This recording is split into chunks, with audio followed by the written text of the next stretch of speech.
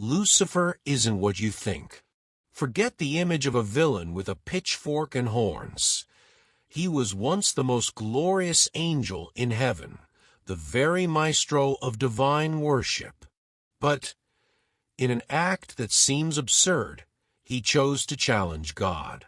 Yes, the wisest and most radiant being of creation rebelled against his Creator, and the result was an epic fall that changed everything, including your life.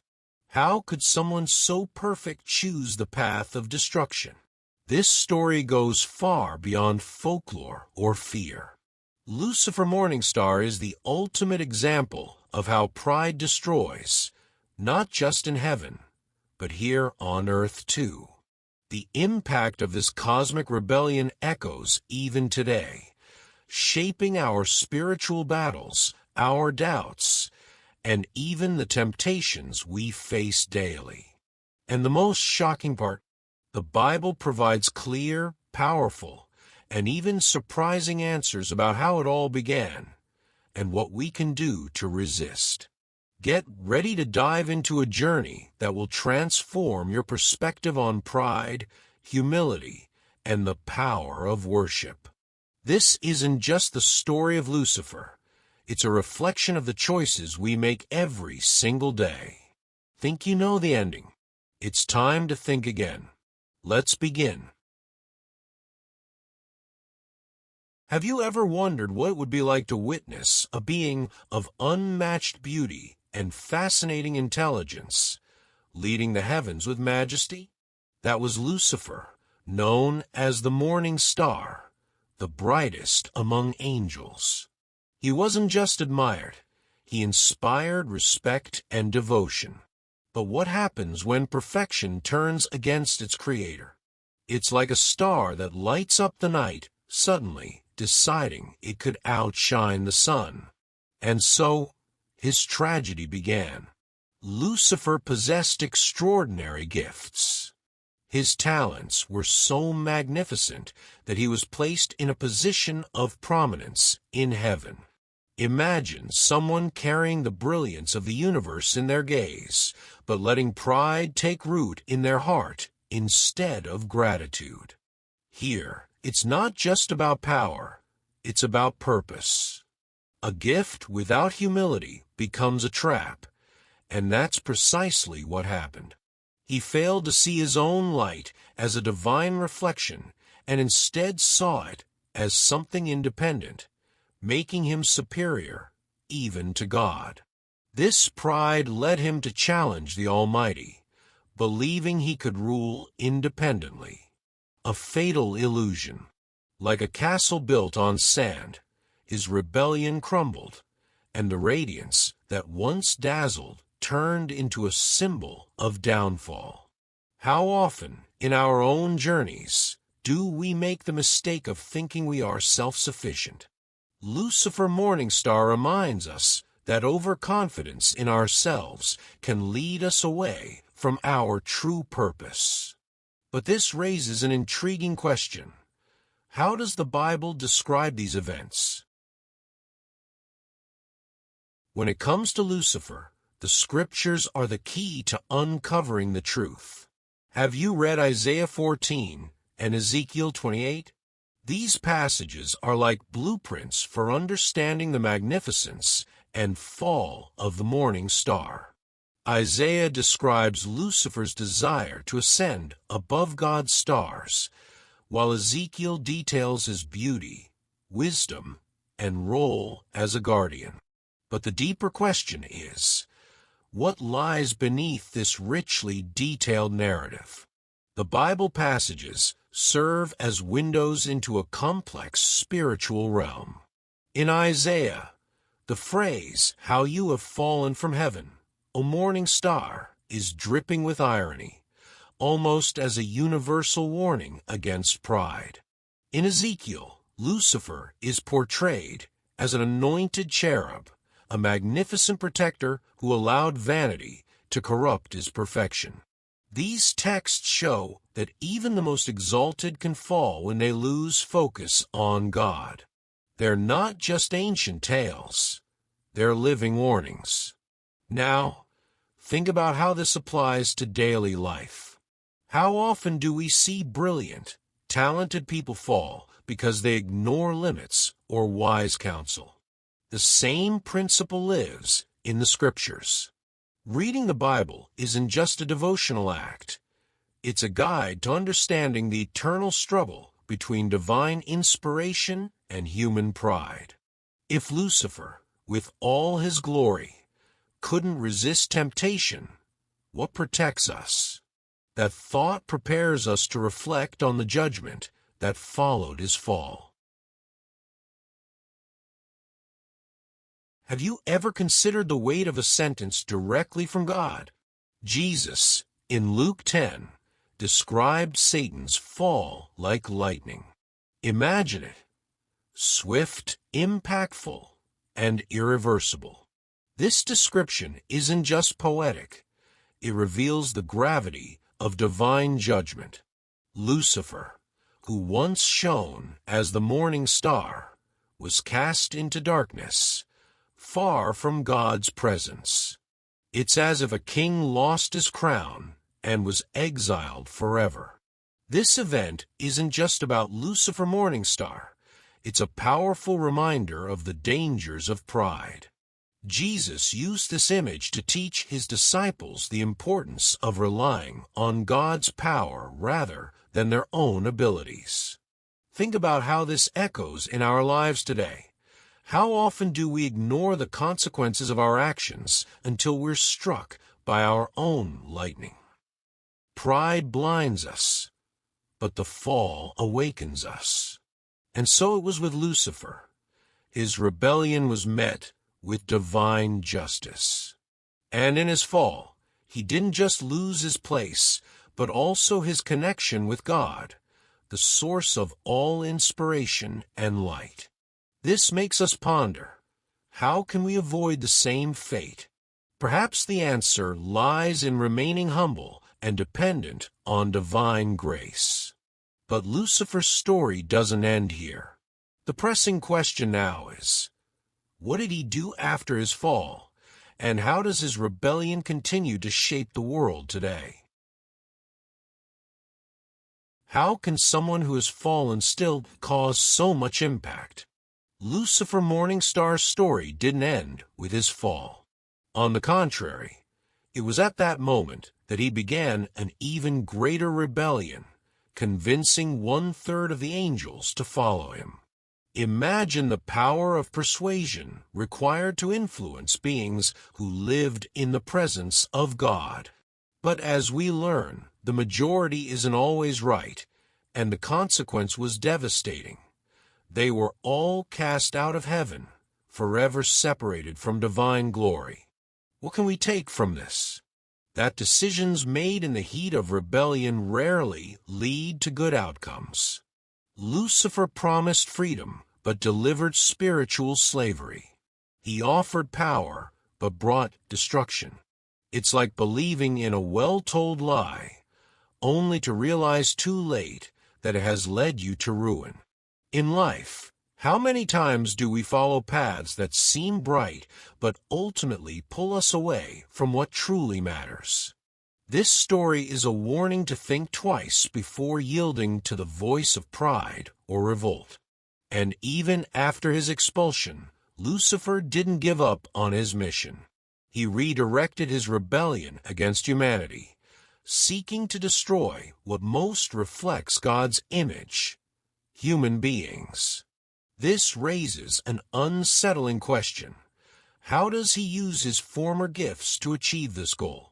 Here, we begin to understand the depth of his influence and its impact on the world today. Did you know that Lucifer, before his fall, was responsible for music and worship in heaven? Imagine a perfect maestro orchestrating praises to God with unparalleled mastery. His very essence was an instrument of divine glorification. However, this exalted role was twisted when pride took over his heart. He began using what was created to uplift as a tool for destruction. It's like seeing a talented artist use their gifts to spread chaos instead of inspiration. Music, since then, has been one of the most affected areas of his rebellion. It's no coincidence that it can elevate the spirit or divert hearts and minds. Consider how songs can influence decisions, behaviors, and even beliefs. Lucifer's role as a worship leader demonstrates how gifts can be used for good or evil. This is why it's vital to question, what are we listening to and allowing to shape our lives? The reflection here is profound. If even the most sublime can be corrupted, where is our focus in worship? Genuine worship goes beyond words or melodies. It demands true surrender to God. This prepares us to understand the contrast between Lucifer's arrogance and Jesus' example of humility. It's here that we learn a vital lesson about using our gifts to reflect divine light rather than feed pride. What is more destructive? Pride or being unaware that it resides within us. Lucifer Morningstar is the classic example of how pride can bring down even the highest. The Bible calls it the original sin, the root of every fall. But Jesus, in contrast, showed us that true greatness lies in humility. He, who had all power, chose to wash the feet of his disciples. What more powerful lesson exists? Greatness is in serving, not being served. Humility, contrary to popular belief, isn't about diminishing oneself, but about recognizing that everything comes from God. When we understand this, our posture changes. We seek divine wisdom before making decisions. For example, have you tried starting your day by thanking God for even the smallest things? It's a simple way to keep your feet on the ground and your heart lifted.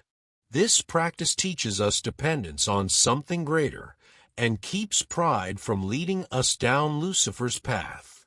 So the question becomes, how can we live in true humility? Perhaps it's by learning to listen more, serve more, and give more. With every step on this path, we distance ourselves from Lucifer's mistake and draw closer to Christ's example. But the story doesn't stop here. What happens when we become the target of envy and destruction because we reflect God's image? That's the next chapter of this spiritual journey. The greatest battle humanity faces is against an enemy we don't always see, but who knows our weaknesses well. Since Lucifer declared war on those who bear God's image, his mission has been clear: to destroy and distort everything that reflects the Creator. He knows he cannot harm God directly, so he seeks to vandalize his masterpiece, humanity. And here we stand at the center of a spiritual conflict of eternal proportions. This war manifests in doubts about our identity, constant temptations, and even divisions in our relationships. Lucifer Morningstar uses his strategies to disconnect us from God, offering shortcuts and pleasures that ultimately lead to emptiness. For example, how often does something seemingly harmless turn into a trap that ensnares us? It's a reminder that the battle isn't just external, but also internal, fought in the heart and mind. But there's something Lucifer cannot erase: our ability to choose. God gave us free will to resist and seek His presence. When we draw inspiration from the Bible, we find strength to overcome these daily battles. Praying, meditating on Scripture, and surrounding ourselves with good influences are practical ways to protect ourselves. Yet, there's something essential we need to understand about the role of worship in this spiritual war. After all, how does worship keep us connected to God and away from the pride that destroyed Lucifer? Worship isn't just a practice. It's a spiritual necessity. It's through worship that we stay connected to God's presence, far from the arrogance that destroyed Lucifer. When we worship, we acknowledge who the Creator is and who we are before Him. This act humbles us in the best way, reminding us that we depend entirely on God. Unlike Lucifer, who used his role as a worshiper to feed his pride, we are called to use worship as a path to draw closer to the Father. Have you noticed how worship transforms environments? A broken heart before God finds strength, peace, and purpose. It's impossible to remain indifferent when we surrender entirely to Him. Worship isn't just singing. It's living in obedience, gratitude, and service. When we place God at the center, the enemy's plans, pride, and self-sufficiency lose ground. It's like replacing a weak flashlight with the sunlight. The difference is immeasurable. The story of Lucifer teaches us that genuine worship requires humility, and this protects us from repeating his mistake. But are we truly living a life of worship? Maybe this is the big question each of us needs to answer. Reflecting on it prepares us to conclude this journey with practical lessons that can transform our spiritual walk. Now that you know Lucifer's true story, the question remains, what will you do with this knowledge? Will you let pride guide your choices, or will you embrace the humility Jesus taught us?